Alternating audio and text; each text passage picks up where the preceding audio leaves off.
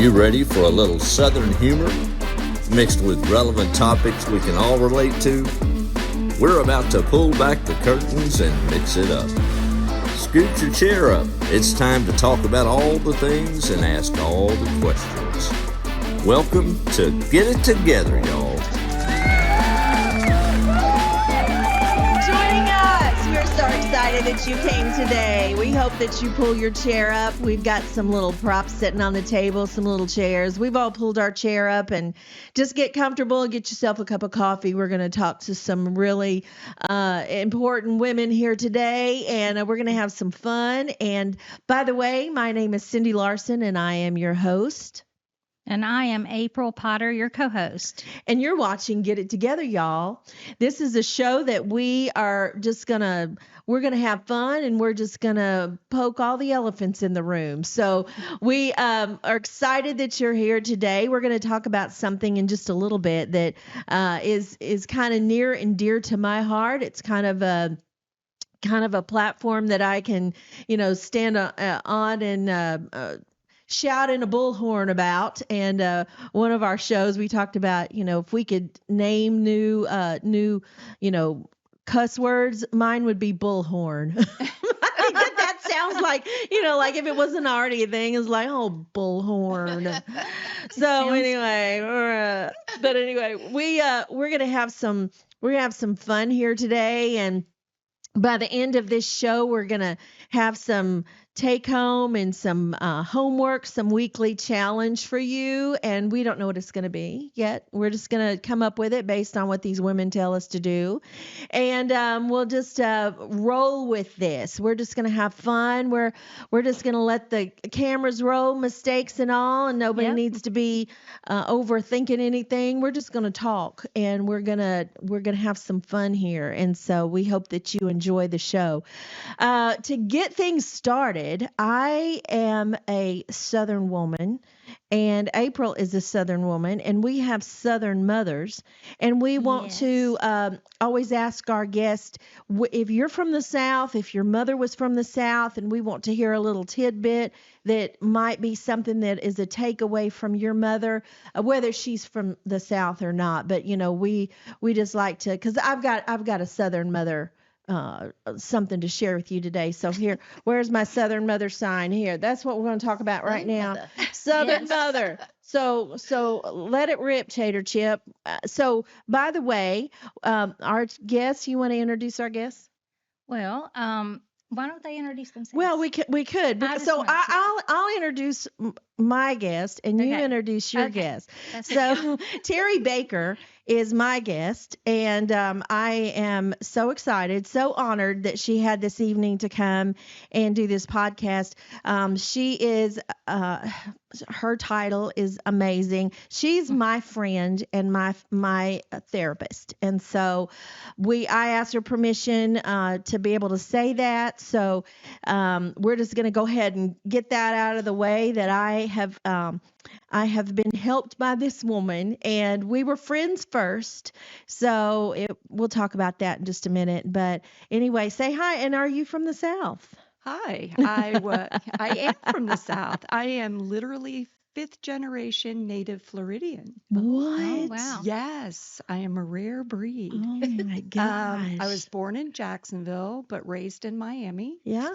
And my mother was raised in Central Florida. Quick story. Yeah. When Steve and I, my husband, Yeah. and I went on our second date, you know how you do the exchange of who are your people and who are your people. I said, well, my mom's family is from this small town in Central Florida, Wauchula. And he goes, oh my gosh, my parents moved from Miami to Wauchula. No way. Wow. Way. And we thought, okay, we're destined. Yes. Well, you're cousins. Wrong state. Yeah. Yes. Hey, don't I don't know. Don't be looking too deep into it. Your family tree might look like a wreath. That would explain so much. Man. So there we have it. Now we know. So you are from the South. Very much so. Very So much so. you tag. So it's my turn now. I'm so honored actually to have this lady here with us today. This is my counselor actually. It's Angela Salome, and she is I can't get it right, so just say your title. Licensed pastoral counselor. Yes. And we are friends now, but we were not friends first. Oh. And so it's like if I could pick out anybody in the world that I want to be friends with, though, Yeah. it's her. Okay. It's so crazy. I thought it was me. Well, you're my other best friend. Remember, I understand we had all these best friends. I mean, I got a lot of best friends, okay? But she has absolutely been a blessing in my life, too. And I have learned so much from her, and I can't wait for our audience to be able to learn it from both of these ladies today. I love it. Well, so you need to say your whole title. So, by the way. Oh, my whole title is LPC MHSP, which means Licensed Professional Counselor. And then I took an extra test so that I could be a mental health service provider. Wow. Awesome. Which just means that I can diagnose and Illnesses. treat. Yeah, just the diagnostic part of it. Yeah.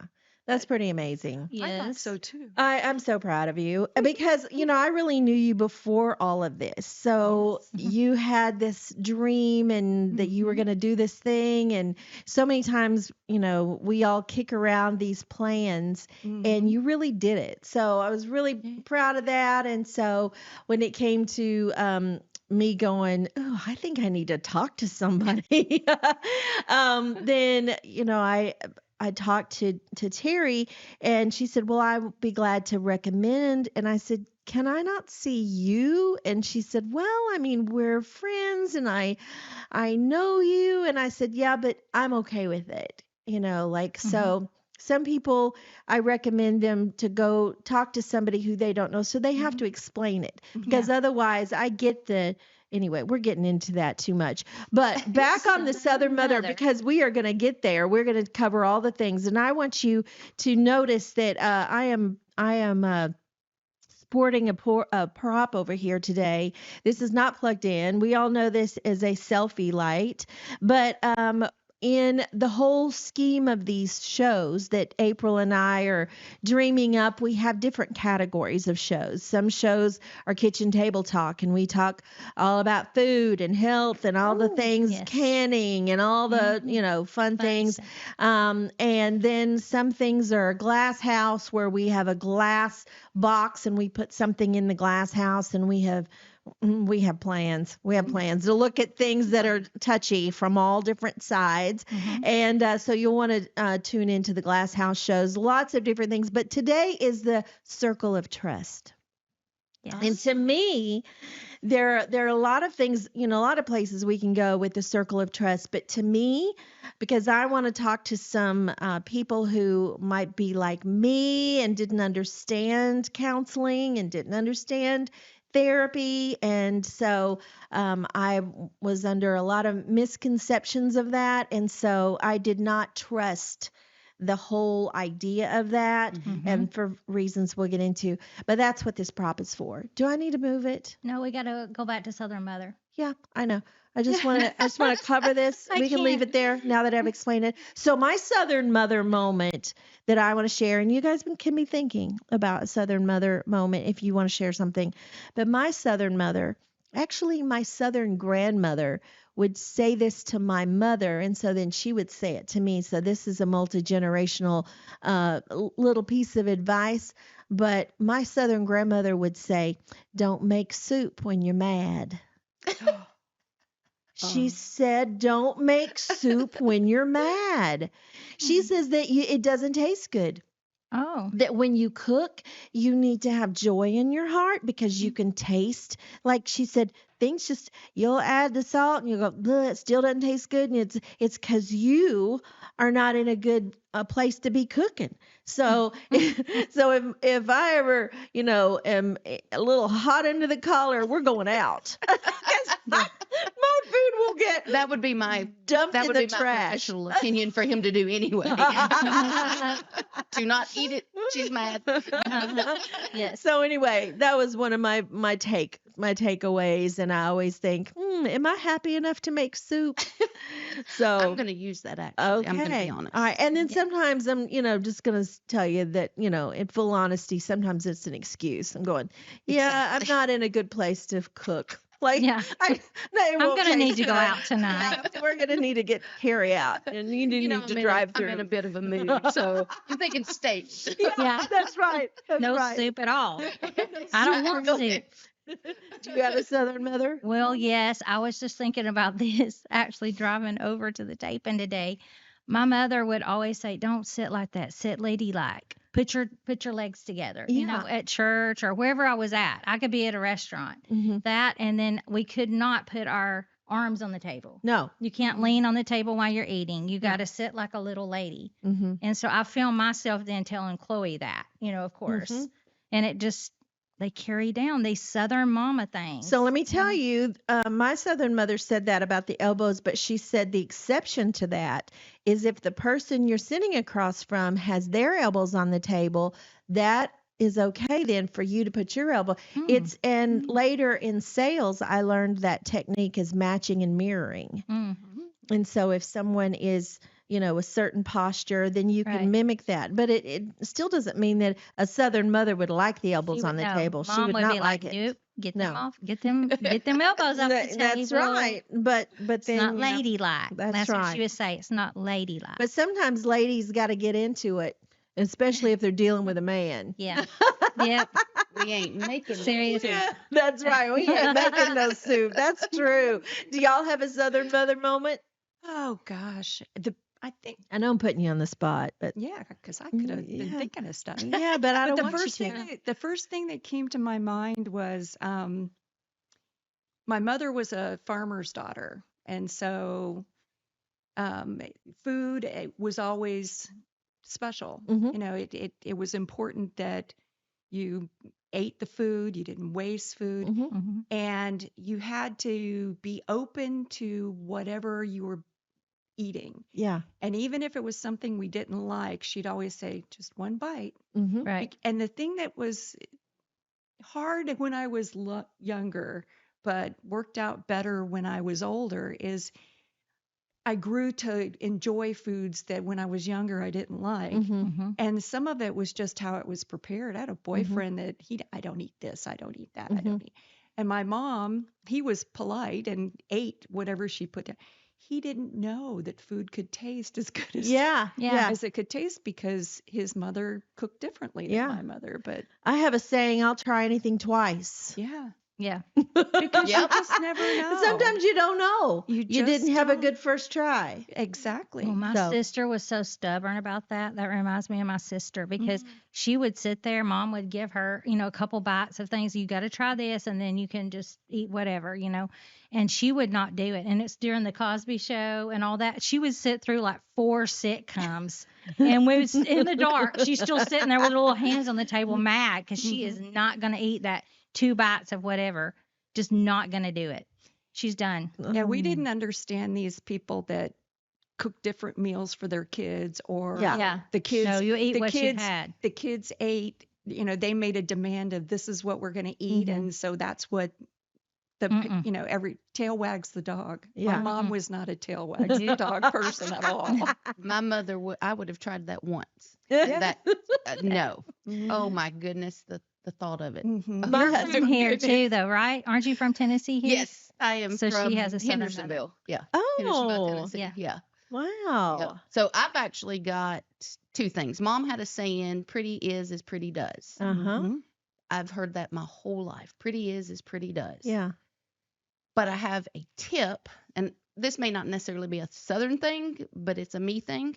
Well, your tennis shoes, they get scuffed and they get marks and they get. So go to the Dollar Tree. That's a shameless plug, maybe. Go to the Dollar Tree and get some acetone fingernail polish remover and a cotton swab, and it will remove all the scuffs, and your shoes will look brand new. Well, Okay. all righty then. I know. All right, that down. No. So Yeah, again, I don't know if we're- that's a Southern thing, but that's a So me Southern thing. part of Get It Together, y'all, is all this good advice. Yes. So you think that you're going to do one thing and then you're going to get off on another thing, and we don't even care. That's like the thing. Love I'm gonna try that out I with know. tennis shoes. I it know. works. Even like some of our purses, Mm-hmm. just anything. Now, obviously, you don't want to use it on something that the acetone will, like plastics. Yeah. Like, Yeah. like a, Melt it like or a something. dish or something. Uh-huh. You wouldn't want to do it there, but it works perfectly on rubber. Awesome. I Good to love know. that. I'm gonna try it. Yeah, and we're gonna try it. We're And gonna put it to a test. All right, so we're switching gears and we're gonna have a fun fact. So I did ask y'all to bring some fun facts, and I've asked people, as we're like giving little hints about what this podcast is going to be. I have told my social media friends to send me in, and I want you to keep sending them, and I'll give you credit. We will read your name with the fun fact. But you guys have a fun fact to bring to the table? Well, back to being the Florida girl. I Yes. swear I should have been in the Chamber of Commerce. A lot of people don't know that most of the water that central and northern Florida gets is from a big bubble underneath Florida. It's a big What? bubble of water called an aquifer. And what happens is when it rains or anything like that, it goes through sand, it goes through limestone, which filters it, Yeah. and then there's this big bubble. And they pump out about 2 million gallons of water every day out of it. That's Wow. how big these Daily? bubbles are daily. Wow. Because That's it provides water for so many people. Wow. That's amazing. So it's a natural It's a filtration natural- system. Natural filtration system, but it's like an endless supply of safe water. Wow. Well, Sure. I mean, when it gets into the brackish, the salty water, that you have to go past that and down into the Mhm. underneath it to get to the fresher water that would need some kind of treatment. Yeah. But for the most part, Wow. it doesn't get treated. It just filters on down into this big old bubble. That's amazing. I know. Okay. Florida is so Okay. cool. Oh, it's so cool. Why are Oh, you I in love it. I'm a Tennessee? huge fan of Florida. I will go anytime you want me to. Yes, I I'm- love. Yeah, we Going don't next worship week. you. You need to show us. Do you have a fun fact? I actually don't. I don't have. Okay. Well, we've got some we're going to share with you. Okay, perfect. Yes. All right. Perfect. You want to go first? Sure. I wanted to share, and it has nothing to do with our show at all tonight. But did you know that when you buy apples in the supermarket, that sometimes they can be a year old? Oh, yuck. I know. I was like, how How? is this possible? The farmers pick the apples in the fall, and depending on what time of the year you're buying them in the grocery store, they go through this whole process of preserving them. So even, I guess, the organic apples are probably not organic. Oh, I did not Yeah. know this. Wow. It's a process that keeps them edible for They longer probably periods spray of the time. color on them I'm and sure. everything. It's like and I I was know they like, do tomatoes. I Yeah. couldn't believe And they do that that. to oranges too. They spray them to make them Yeah. orange. Says the I was Florida like, lady. Wow. Oh, Okay. I man. love Oh, apples, man. but I was I like, love it. I don't know. Okay, I have one. Did you know that the original voice of Minnie and Mickey Mouse actually married in real life and stayed married till they died? Oh, That is can you believe awesome. that? I was so excited when I learned that. I thought that was just so That's fun. cute. And then this is crazy. The unicorn, like we know that's not an animal. It's the national animal for Scotland. Wow. I know. I mean, Okay. you might want to look that up. That might not be true. No, But I heard that. I've heard that. Look that up. And I I've also, heard that too, but I'm questioning Okay. why. yeah, I don't Why? know. Like who? Well, in Scotland they drink a lot, right? So maybe they were Well- propped up one day and said, you know what? I don't know if you saw that, but I think just saw a unicorn. Okay, so people. So what is a fun fact to a Southerner is not necessarily. It's like a duh moment to somebody who lives in this area. But I just learned that, and I said this to my husband because And he's from Minnesota, and he's going, yeah, duh. And I'm going, I didn't know that. So to me, it's a fun fact. But if you drive south of Detroit, you'll hit Canada. What in the world? What is this? Like, so I don't know. That's a dumb moment for people who are up there. There's a little hook. And so you can drive south of Detroit.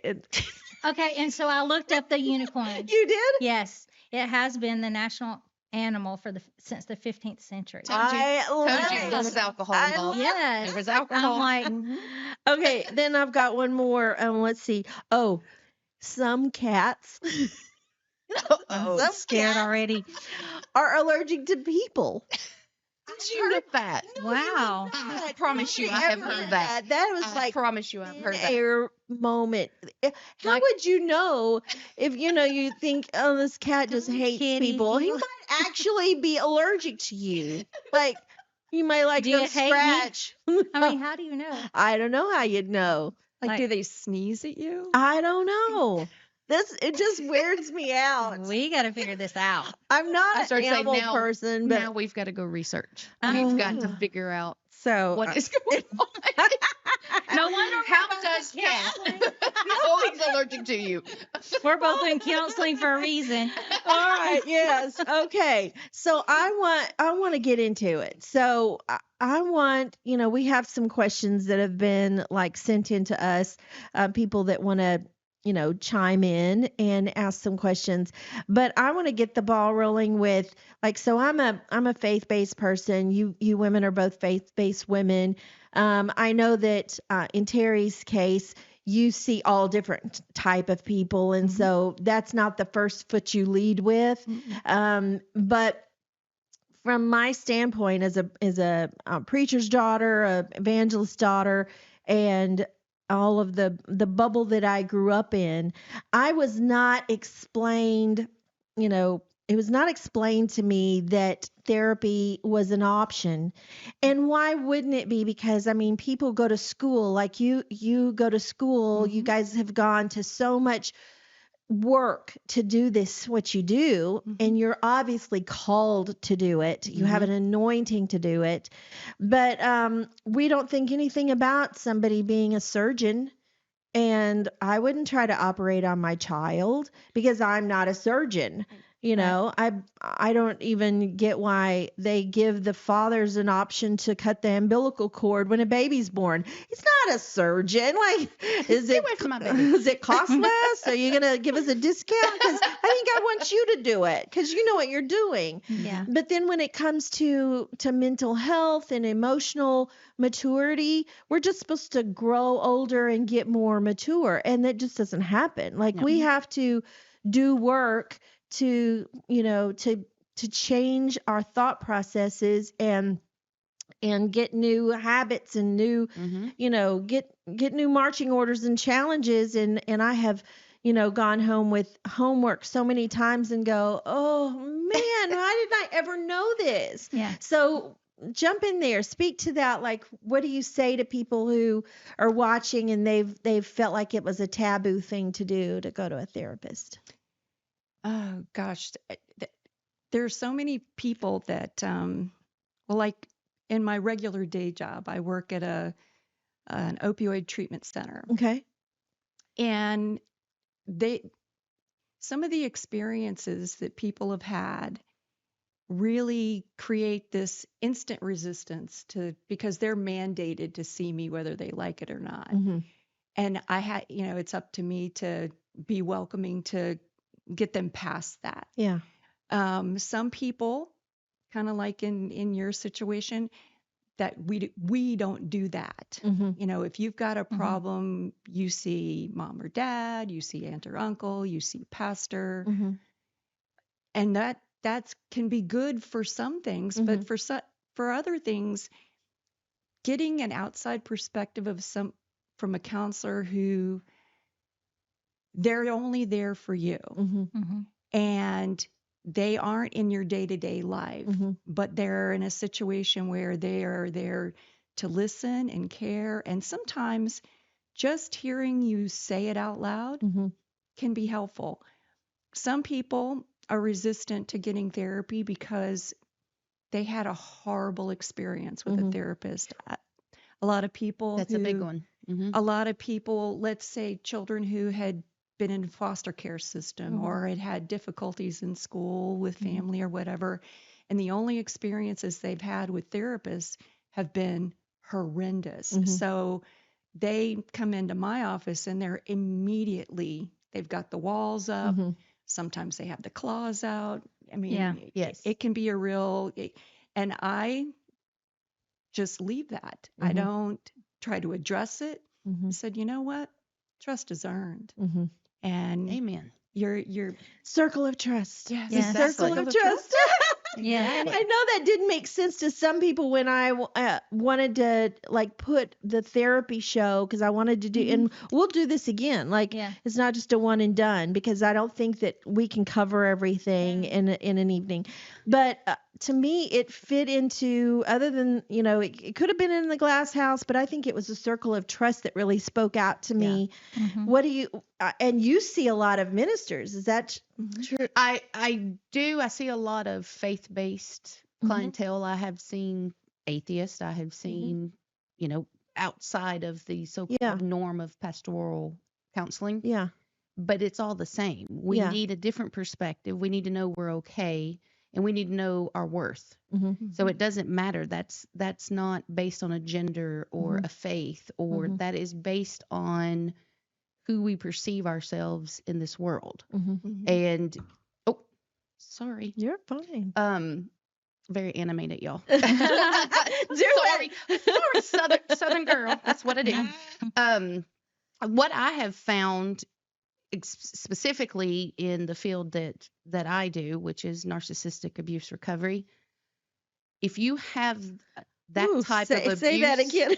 Write that down. That's big, right? Ooh. Narcissistic abuse recovery. Okay.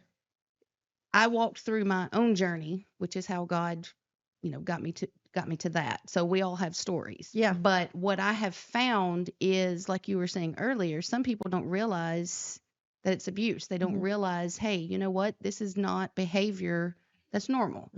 It's kind of like, when we grow up in our family, we think it's don't put your elbows. We think everybody don't put your elbows. Everybody should know that. And as we age, we see and interact with other families, we see that's not the case. Everybody has different views. So what I find the hesitation on my side is, again, that animation, sorry. What I have found is we're taking the gloves off. Yeah. The church as a whole have told them, if you have more faith, you just take it to God. You pray more, do more. Well, you should be the Proverbs 31 lady more.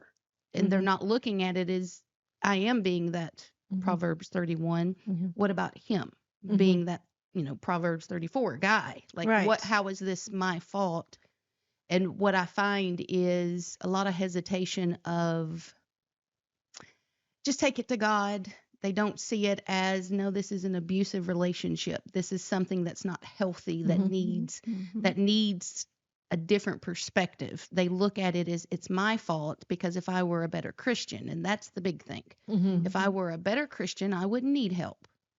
And I don't know what Bible they're reading. Because I think for even me though, like even considering counseling, it was, what's the church going to think? Yes. I mean, because I am a person of faith too. And so that was a big question for me. They're going to think I'm falling apart or, they're going to, all these stigmas that are attached to.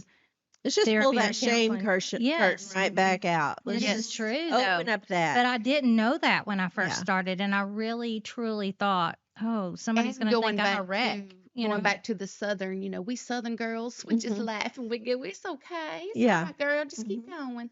And so what happens, and again, I know that's a stereotype, but we're still fighting that. We're still fighting the stereotype. If you were a Christian woman, you would make your man happy, which I agree. We should all make each other happy, but he's not held accountable. She is.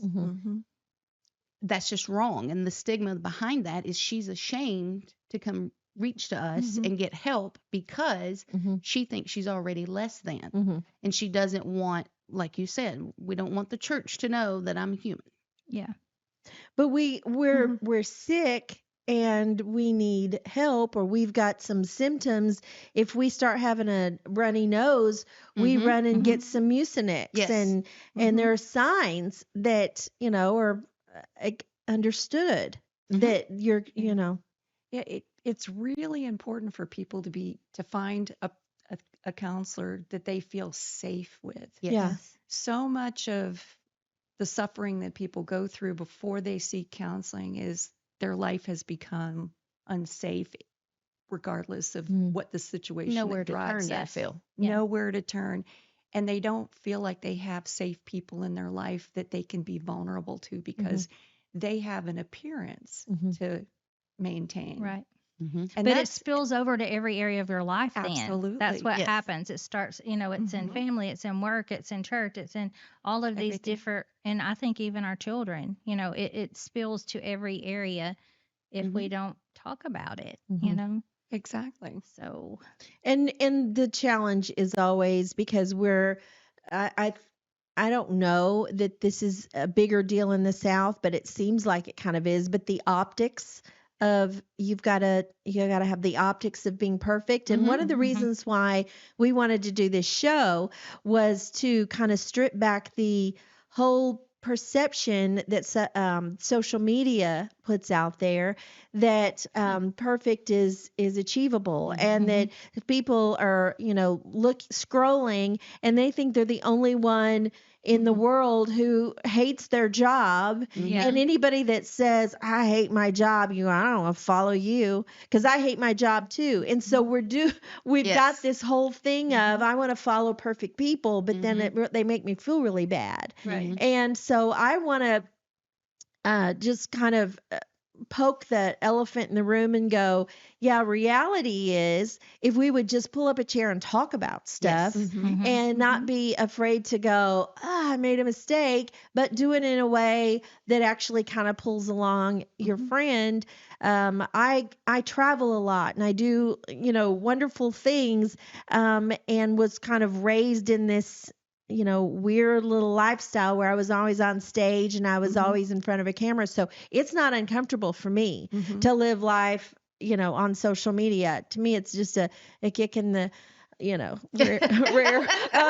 because I it's just normal. And so all those years of not having social media, I felt like I lost my identity. And then it was like I realized one day, oh, you can put a TikTok out and and I could do a Facebook Live, and all of a sudden I started finding these people who I had used to would in my traveling, because my family, we were evangelists, and so we traveled all the time.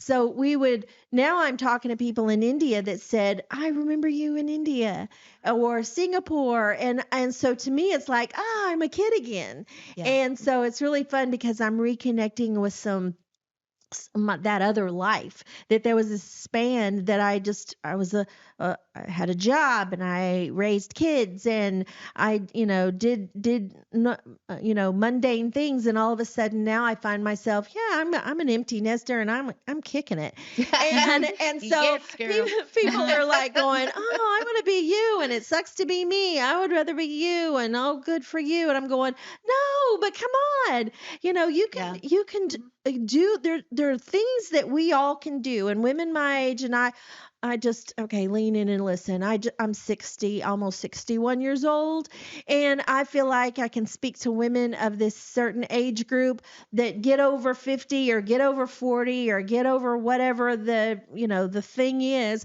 And then it's like all of a sudden it's okay. Well, I'm just a grandmother now. I'm a grandmother. I'm a proud grandmother. I have this grandbaby that I could just lick her face. Yes. She is just delicious. I just love her. I just want to eat her. Her thighs would feed a family of 4. She is so wonderful in every way, but I don't stop being me. Yep. Yeah. I don't, and so when I was talking to April and we were brainstorming this, I said, I'm a little bit driven crazy by this. There's got to be something and somebody out there that's saying, yeah, I'm having fun. And yes, I'm wired. And you know this, Terry, I'm wired to be a very positive person, and I'm hard to offend and all of that stuff. And so all that's natural for me. So when I post, if you follow me and I post a cheerleading message, that is not me trying to just come up with a post. That is something authentic from my heart. And so, but there are times I can't get out of bed. And I just want to be able to say that. There have been times I can't get out of bed. Terry knows that. And people who were, in my safe little circle of trust know that.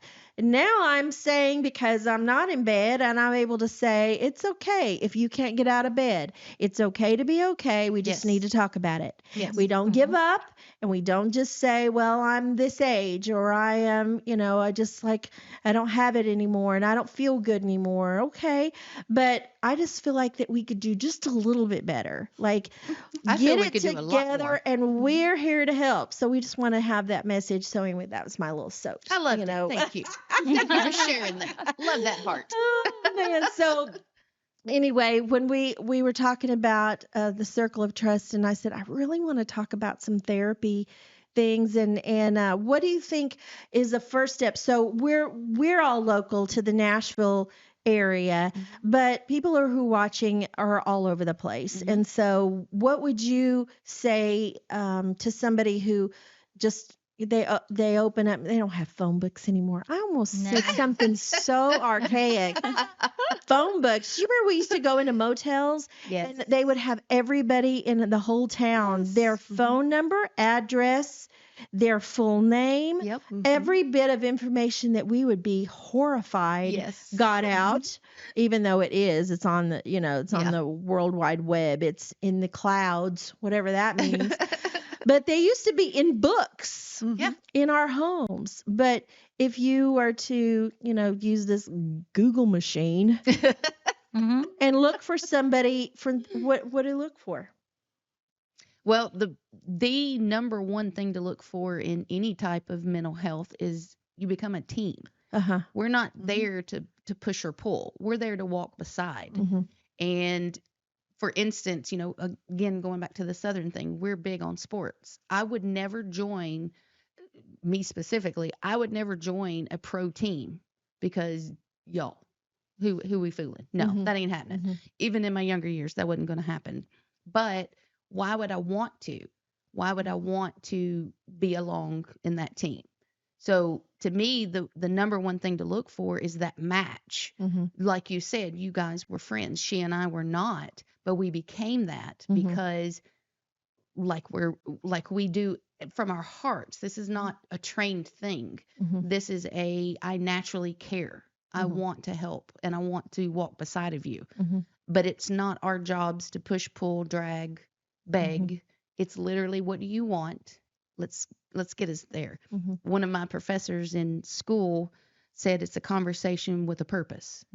And I thought that pretty much sums it up. You give me the conversation, you give me your goal, and let's move forward towards that. But if I am someone that you don't trust, that circle of trust, don't open up to me.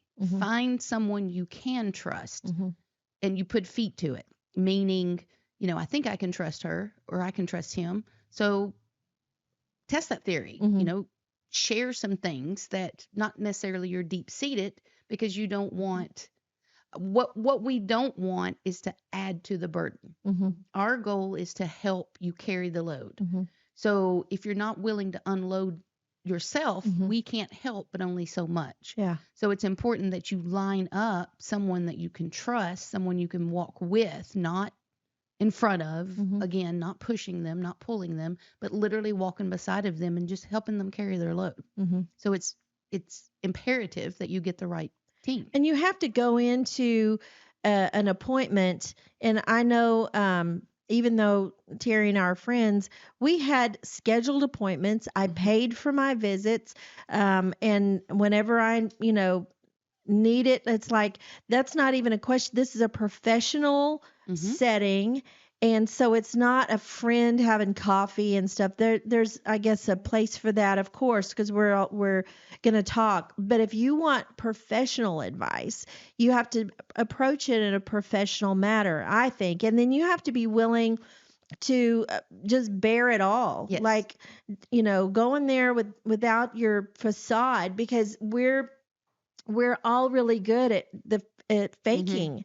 And especially if one of the spouse goes first and then the other one has to come, and it's like, I gotta check the box and say I did it, and that person's not going to get the same results as a person that's just hungry for it.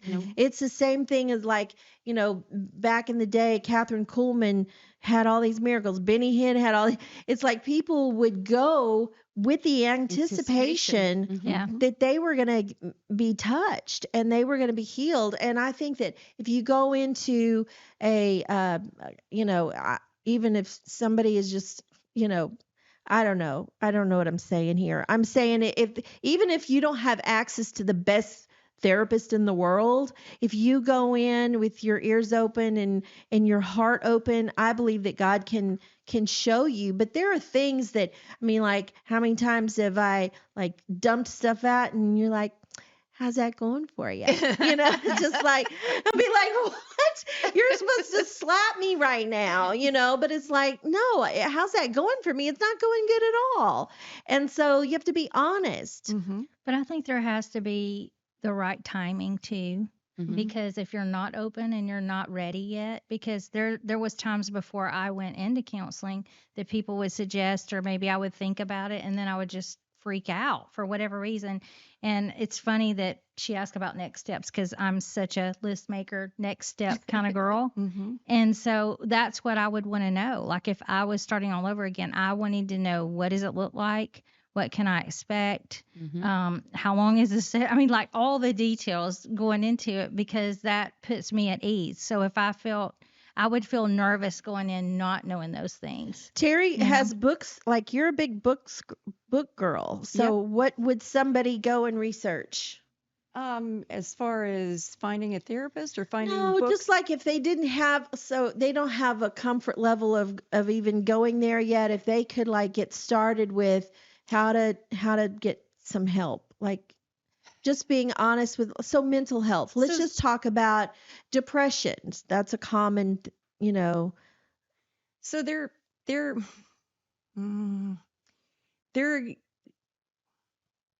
trying to think of the best way to say this without putting down books. Just say it.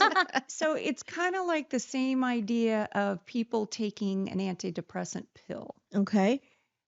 That's really helpful with some of the, relieving some of the symptoms and stuff like that, but you're not solving anything unless you have somebody to talk to about what caused it in the first place. So recommending books, I mean, there are books that I love, and I recommend them, but unless you have somebody that you can talk to about that experience with the book, then it's just a book, or you're not as motivated to read the book because there's not somebody following up with you on that. So accountability is a huge part of the homework. Yeah. Yes. And it literally makes or breaks. It really does. I mean, and for us who give you the homework, it's, we think about what we think is going to be beneficial for you for whatever it is you're concerned with. And then it's up to you. You either do the homework or you don't. And if you don't, well, let's talk about, what were the obstacles that kept you from doing that?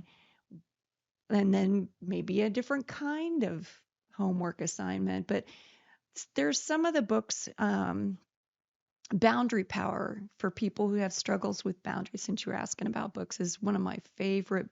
It's a workbook for people who, have you heard about it? I haven't. Oh, so good.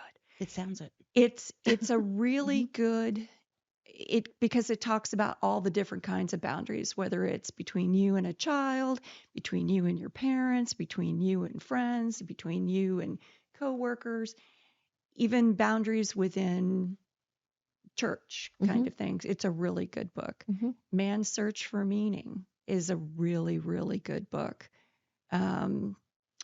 The Four Agreements is one that I recommend a lot, and I always recommend it with a caveat.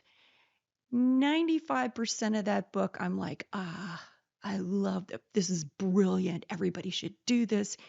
And there's a 5% part of that book, and I'm like, really, Don Miguel? I think you kind of took it a little too far there. So there is a disclaimer. Could you have dialed it back just a scotch? Because, Yeah.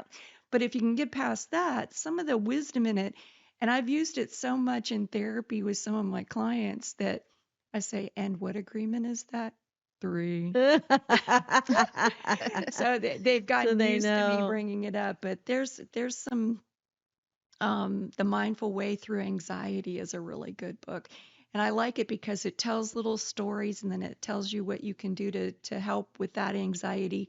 And then it says, now you try. And so it's story. This is what you should do. You try. Yeah. So I like that one. But what about like this whole narcissist? I didn't know there was such a thing until recently. And like I've been digging into it. I'm going, whoa. Good for you. This is rich. So talk to us about the narcissist. How do you break that? Since society, we've all seen the world losing its mind, so I don't think I'm disclosing anything. Yeah. But people throw that name, that title around like confetti, and it's not funny. It's not cute. It shouldn't be taken lightly. It's not something that you want to mess with. And what I mean by that is people see someone that may be selfish or maybe self-centered, and they just throw them, well, you're a narc. You're a narcissist. You're just a narcissist. Without realizing the full detail, it's called a disorder for a reason. It's measurable. It's a pattern. It's not a mood. We all have narcissistic tendencies. Well, I wanted that donut with sprinkles and you ate it. Kind of, that's not being a narcissist. That's being, hey, this was my need and not met kind of thing. But the narcissist is devastating. It literally is. And I often refer to the behavior as demon. There's nothing you can do. It's kind of like a kamikaze. Woo, say that 5 times fast. Yeah. What do you do with someone who's hell-bent on killing themselves? You can't stop them. What threat? How can you make them? And just like that, you stay away from the narc.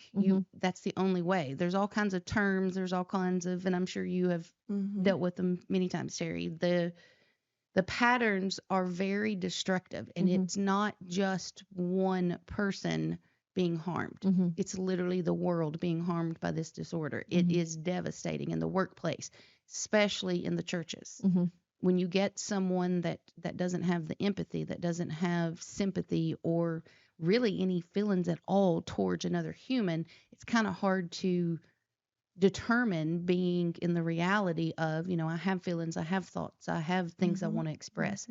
And when you're in a relationship, whether it be an intimate relationship or a coworker, it's still just as devastating. You're still dismissed. There's still abuse there.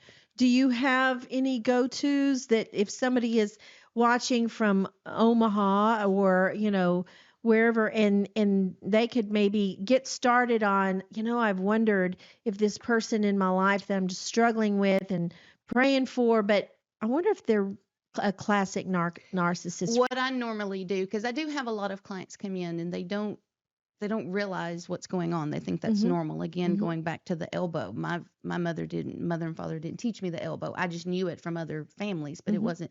So again, right or wrong, it doesn't matter. But the recommendation I always make is go to like Psychology Today, go to WebMD, go someplace that's reputable. Don't just go to Susie's blog and how she was treated. I want you to look at the signs and the symptoms, and you tell me, you go down that list and you tell me if these behaviors are something you recognize. Yeah. Because me telling them is not doing any good. Yeah. Them realizing it changes everything. That's what I want. And I have had some come back and say, no, he sometimes or she sometimes, but no, I don't. And that, okay, let's move forward from there then. Then I know, because again, I'm not in that relationship with them, you go to the one that's closest to them. You tell me what they are behind the doors. Yeah. Because that's what narcissists do. They love the appearance. We were talking about the social media.